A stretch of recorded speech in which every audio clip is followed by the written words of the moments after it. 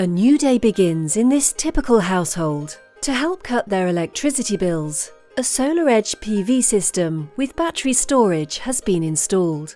The SolarEdge monitoring dashboard provides insight into household production and consumption, showing the power flow between the PV array, battery, grid and house loads. Real-time system data is tracked by the graph. The red curve represents the consumption. The PV production curve is green, and blue represents self-consumption. At 6 AM, PV production is 0. The battery is drained after powering the house overnight, and the house load is currently supplied by the grid. As the sun rises, PV production starts to increase, but the grid continues to support the basic house loads. At 6:45 AM, the household wakes up. The house loads surge as the family prepares to head out. With the increased PV production, the PV system is now able to help meet the rising consumption, together with the grid energy. At this stage, PV energy only supports house loads and does not charge the battery. It's 8 AM. Since everyone has left the house load has dropped. PV production now greatly exceeds consumption, so there is no electricity supplied by the grid.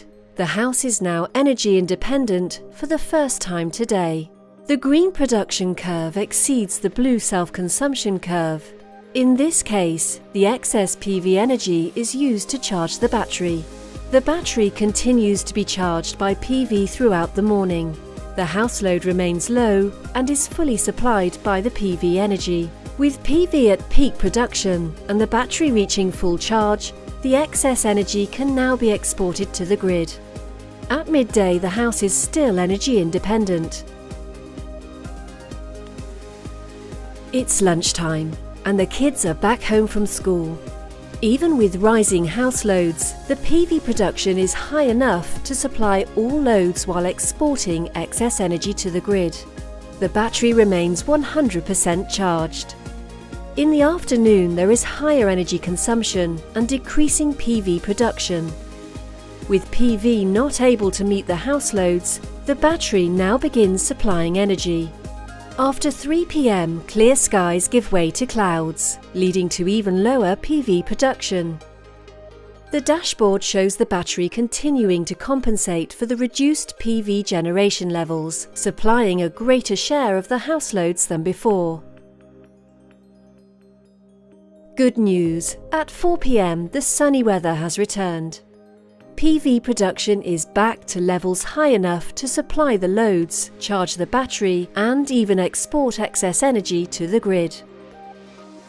It is now 6 PM, dinner time. Daylight is turning to dusk, and PV production is winding down for the day.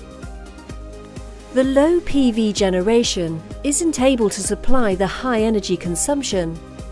With demand exceeding the battery's continuous power output, the grid is used to ensure that the high energy demands are met.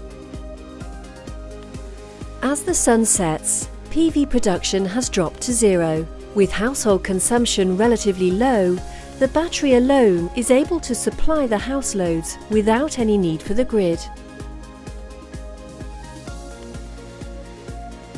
It's 10 PM, bedtime. House loads are minimal, so the battery is able to power the house by itself until full discharge at around 4 AM.